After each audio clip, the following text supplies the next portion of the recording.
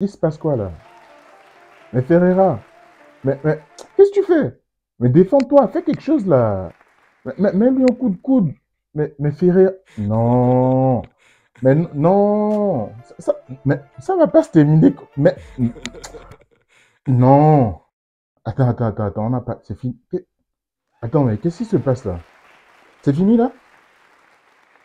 Attends, on a payé pour ça? Merde. On a payé pour ça.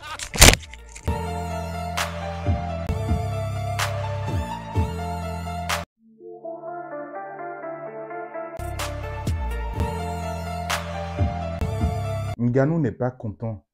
Il y a de quoi. Il n'est pas satisfait de sa victoire. Je suis resté sur ma faim hier, les gars. J'ai rien compris. J'ai eu l'impression d'assister à une éjac précoce. Je comprends pas en fait. Ça a été trop vite. 3 minutes 32 secondes.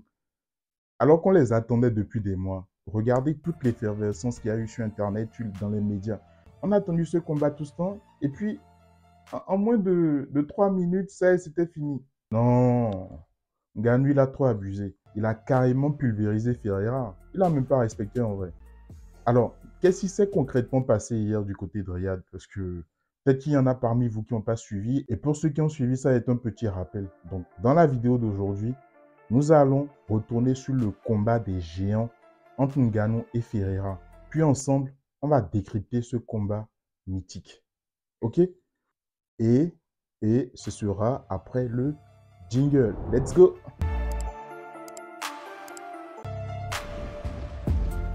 Hier, samedi 18 octobre 2024, Francis Ngannou a fait un retour impressionnant dans le monde du MMA en battant Renan Ferreira lors de la bataille des géants organisée par la Professional Fighters League, la PFL.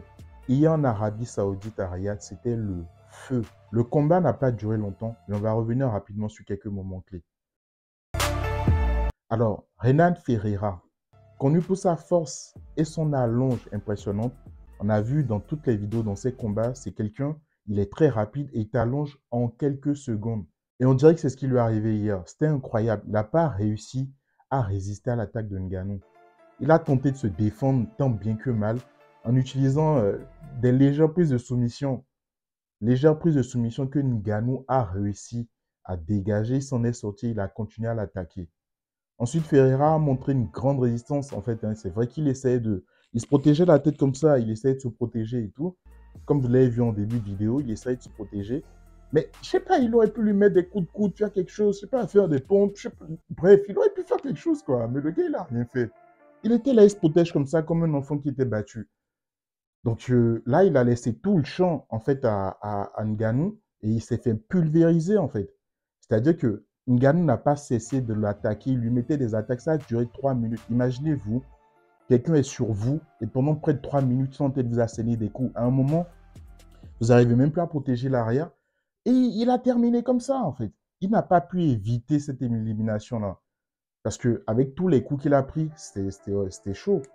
C'était chaud. En vrai, sa principale faiblesse a été son incapacité, en fait, à contrer les techniques de Ngannou dès le début de combat. Les coups qu'il a reçus l'ont laissé groggy. Je pense qu'il n'était plus lui-même. Au bout de quelques minutes, là, au début du combat, il était déjà plus lui-même, en fait. Ce qui a fait que sa défense a été vraiment insuffisante face à l'agressivité de Ngannou. Alors, le champion Ngannou, le champion, mais respect, sérieusement. Il a montré que lui, c'est son surnom le Predator, parce que l'autre, il s'appelle Problema. Ok? Mais lui, il a montré que les problèmes, lui mange les problèmes en fait. Il prend ça au petit déjeuner, il prend ça à midi, il prend ça au goûter, il prend ça au dîner. Il a bouffé. Il a bouffé. Il a détrôné en 3 minutes et 32 secondes. Je ne sais pas si vous imaginez en fait. C'est le temps d'aller se brosser les dents, c'est le temps de prendre un coup de fil. Ça a été rapide. Il a utilisé des coups de pied. Il lui mettait ça bas pour préparer une prise de soumission.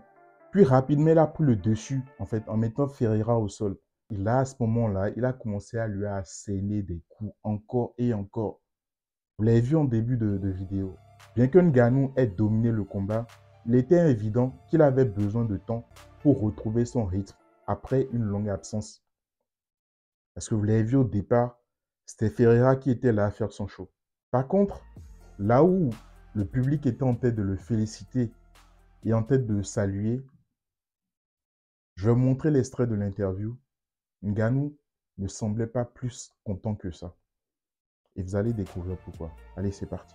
À la fin de ce combat, il a dédié sa victoire à son fils qui est décédé, en ajoutant une touche émotionnelle à ce retour triomphant. I mean, they've been telling me that I'm tough to the point that I get to believe that I'm tough. And then I recently just find out that I wasn't tough.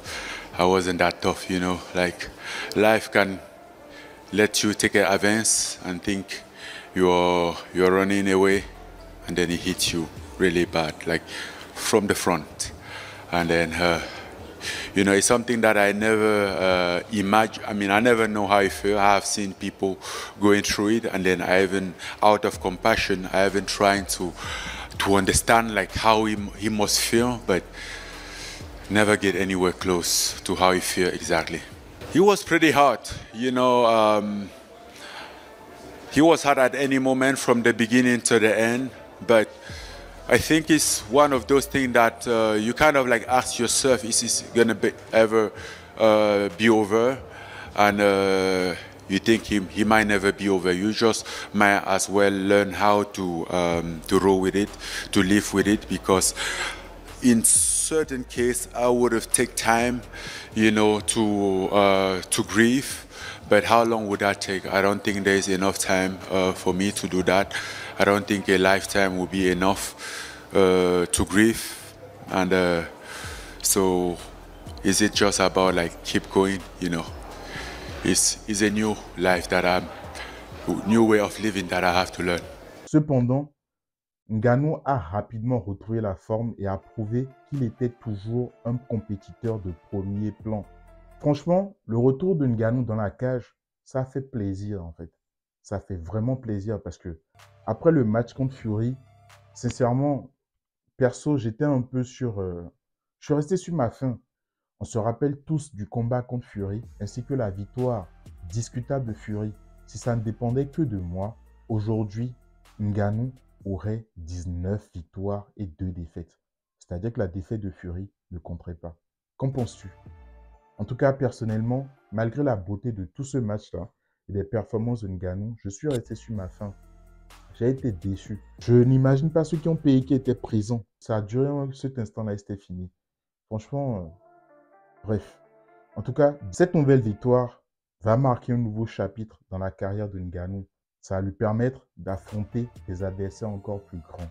Dis-moi honnêtement en commentaire, est-ce que tu as été satisfait de ce combat? Ou comme moi, est-ce que tu es resté sur ta faim? N'hésite pas à partager tes réactions avec moi en commentaire. Et je te remercie d'avoir regardé cette vidéo jusqu'ici. Pour moi, ce sera tout pour aujourd'hui. Avant de partir, n'oublie pas de mettre le petit pouce bleu et de t'abonner pour ne plus rater les prochaines vidéos. On se dit à bientôt sur Dr Karia TV. Tchuss!